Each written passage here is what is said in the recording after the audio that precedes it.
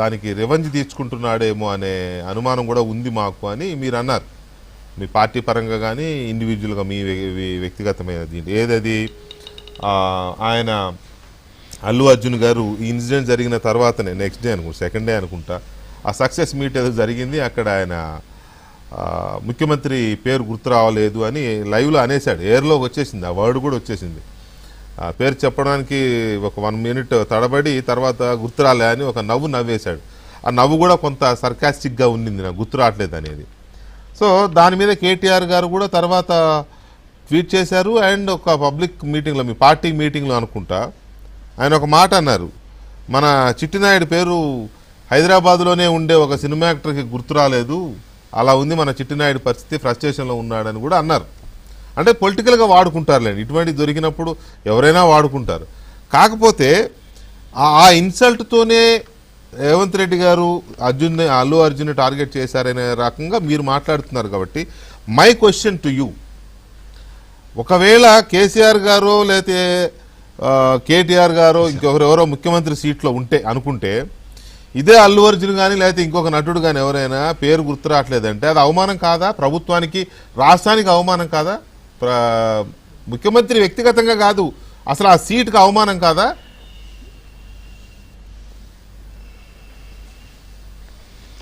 విజయకృష్ణ గారు, అంటే మీతో ఒక్క రిక్వెస్ట్, చక్రవర్తి గారు కూడా ఇప్పుడు బ్రహ్మాండంగా చెప్పారు విషయం.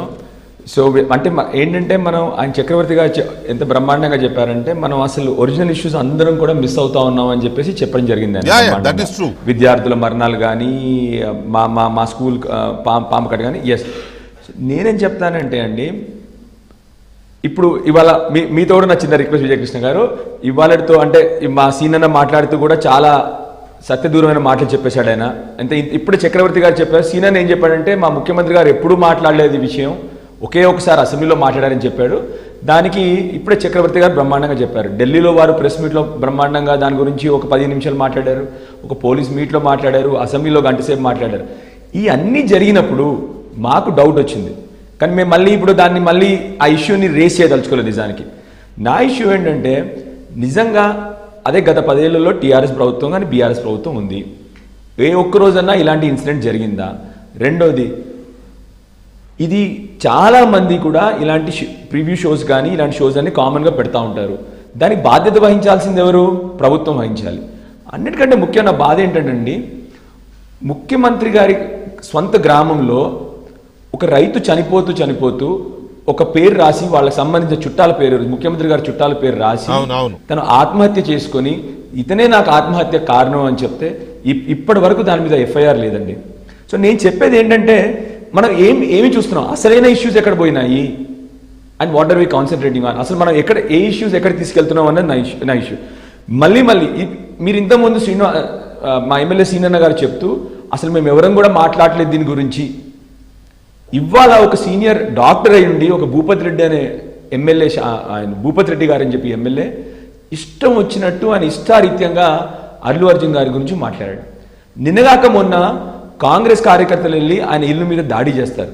మీరు రోజు చూస్తే రోజు ఒక కాంగ్రెస్ ఎంపీనో ఎమ్మెల్యేనో రోజు అర్జున్ గారి గురించి మాట్లాడుతున్నారు. ఏం జరుగుతూ ఉంది? రాజకీయాలు పక్కన పెడదాం, ఎవరు డ్యామేజ్ అవుతా ఉన్నారు? రాష్ట్రం డ్యామేజ్ అవుతా ఉంది. ఇప్పుడే చక్రవర్తి గారు చెప్పినట్టు ఒకప్పుడు గత 10 ఏళ్లలో ఇండస్ట్రియలిస్ట్ కానీ, ఫిల్మ్ ఫ్రెటర్నిటీ కానివ్వండి, ఫార్మసీ ఇండస్ట్రీ కానివ్వండి, ఎడ్యుకేషన్ ఇండస్ట్రీ కానివ్వండి, ఎవరు చూసినా రియల్ ఎస్టేట్ కానివ్వండి, ఎక్కడ రాదలుచుకున్నారు వాళ్ళు? గత 10 ఏళ్లలో Telangana was the ideal destination వాళ్ళందరూ కూడా. ఇవాళ ఏమవుతా ఉంది?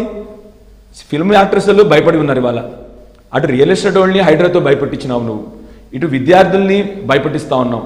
ఏం జరుగుతూ ఉంది? అసలైన విషయం ఏంటి? రెండోది క్యారెక్టర్ అసాసినేషన్. ఈ అన్ని కట్టుకథలు అసలు అసెంబ్లీలో ఒక సినిమా యాక్టర్ క్యారెక్టర్ని పట్టుకొని, సరే నేను సినిమా యాక్టర్ని పక్కన పెడదామండి, సినిమా యాక్టర్ని కూడా పక్కన పెడదాం. నేను అనేది ఏంటంటే, okay latest take doctor Sanjay, చిన్న ఇండివిజువల్. నా గురించి ఒక అసెంబ్లీలో సంజయ్ ఇలాంటోడు అలాంటోడు, సంజయ్ ఆ రోజు ఒక మాట మాట్లాడాల్సిన అవసరం ఉందా అండి? అసెంబ్లీలో ముఖ్యమంత్రి గారికి ఎంత హుందాగా ఉండాలి. సరే, మీరు ఇంతకుముందు ప్రశ్న అడిగారు నన్ను, వెంకటకృష్ణ గారు, ఎవరైనా ముఖ్యమంత్రి పేరు మర్చిపోతే పర్వాలేదా అంటా ఉన్నారు. నిజంగా నన్ను అడిగితే ముఖ్యమంత్రి ఎలాంటి హుందాగా ఉండాలంటే, ఎవరైనా పేరు మర్చిపోయినా దాన్ని పక్కన పెట్టేసి రాష్ట్ర ప్రజల గురించి, రాష్ట్ర ప్రజల సంక్షేమం గురించి, ప్రజల అభివృద్ధి గురించి ఆలోచించాలి తప్ప చిన్న చిన్న విషయాలు. నాకు తెలిసి నేను కూడా అది చూశాను. ఆ అబ్బాయి ఏదో సడన్గా తడబడ్డాడు. మన అందరికి కూడా అండి, ఇప్పుడు నేను ఎస్పెషల్లీ నేను త్రూ అవుట్ లైఫ్ అంతా ఎగ్జామ్స్ రాస్తూ వచ్చాను. నేను 100 సార్లు సడన్గా ఎవరైనా ముందర ఉంటే ఆన్సర్ మర్చిపోవడమో, నా పక్కన ఉన్న నాయకుల పేర్లు మర్చిపోవడం 100 సార్లు జరిగింది నాతో. 100 సార్లు జరిగిందండి. అప్పుడప్పుడు బ్రెయిన్ ఫ్రీజ్ అవుతూ ఉంటుంది.